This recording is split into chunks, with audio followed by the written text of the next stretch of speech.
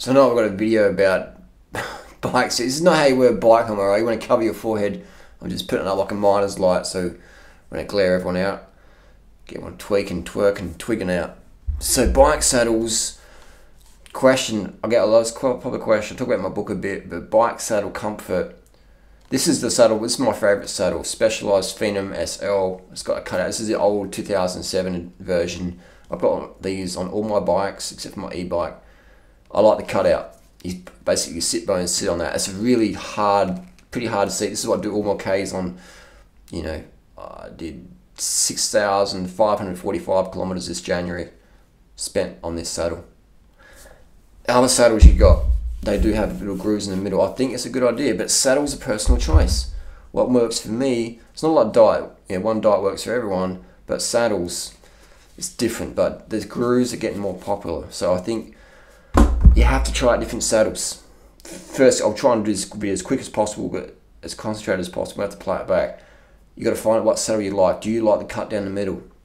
I find it takes at least 2,000 kilometers, to break in a saddle so it fits you. At least 2,000 kilometers. So you got to find a saddle you like, try a saddle, break it in for at least 2,000 kilometers before you have a real opinion of it, I feel. Unless it's just really uncomfortable straight out of the box. Bike fit. You want to get a good bike fit, mark it with a whiteout pen because your seat can slip down, your seat can slip. You want your seat dead level pretty much. You want it dead level. So if your seat post clamp goes like that because you hit a big bump, now you're riding like that. You go, oh, my saddle's, I hardly got a groove in it, I don't like it. Or maybe it's going like that and now you got all your weight on your hands on the front bars and it's not very comfortable at all. So you want to have your saddle about dead level almost, maybe a little bit pointing down. If it's like that, you mean prostate pounding, perineum bashing. So you want to about dead level, use a spirit level even. And get a whiteout pen and mark your seat rail. So if anything slips before that, you can put it back to where it was. I did a bike fit with Steve Hogg in Sydney, my giant TCR. Got a whiteout pen, marked it before I left the shop. And when I rode it for a few weeks, about a week, the first week, I was cleaning it. I was like, oh, it's moved back.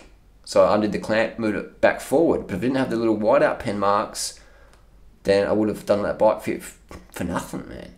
Surprised when people get a bike fit, but they don't mark their seat height. Mark your angle of your clamp, so if anything moves like that, you can put it back to where it was. So that's what, so we've got saddle type, we've got breaking the saddle in at least 2,000 Ks, we've got setup, marking the setup. Another factor is, depending on what shorts you're wearing. I spend most of my time riding around in just cotton shorts. If you're wearing jocks underneath that, the friction on the seam can give you little friction burns, and that can cause discomfort. So cycling shorts are very good for that, a little bit of padding, ergonomic stuff like that. Specialized make good bike shorts. My favorite bike shorts made by Specialized, but I'll wear anything. Friction, if you want to minimize friction, you can get chamois cream, or a cheap option is just use some vegan moisturizer, some vitamin E cream, something like that. Maybe I wouldn't use coconut oil, it can get a bit clog the pores a bit, but just like a water-based vegan light lotion and put it on your saddle contact points on your actual skin, and that can minimize friction. But again, your skin will get stronger. It's like when you do a lot of gardening with the shovel, your hands get your calluses. If you're on the shovel a lot like that, digging the holes, your shovel hands you get calloused up. I've got a lot of calluses on my hands and digging a lot of holes in the garden because I'm a gardener, green thumb. Another tip would be get out the saddle every few minutes when you're on a bike. If you sit on the bike, you might be cutting off a bit of blood flow. So if you get up the saddle every now and then to go up around the corner or just on the downhill, sit side saddle, get the blood flowing. Just like I couldn't sit on this Fitball forever because I'll be cutting off circulation.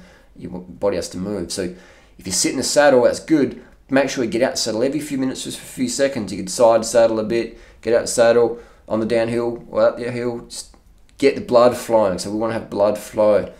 Another thing is if you're dehydrated, I find if you're dehydrated, saddle, like you can get more perineum sort of pain.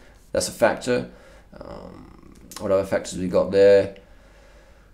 And just general conditioning. Maybe the way you hold yourself on the bike. If you're really sort of tense, you can, if you've got a heavy backpack, things like that.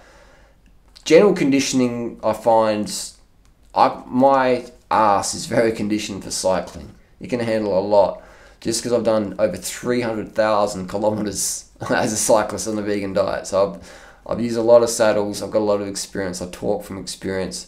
You have to just rewind the video, take notes, and these are the best tips I can give you. So there you go. That's 300,000 plus kilometers of advice took you 5 minutes to watch, 5.5 minutes. That's what I call the fucking deal. Didn't even cost you a fucking cent.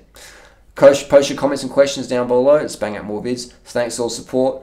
We'll see you on the road.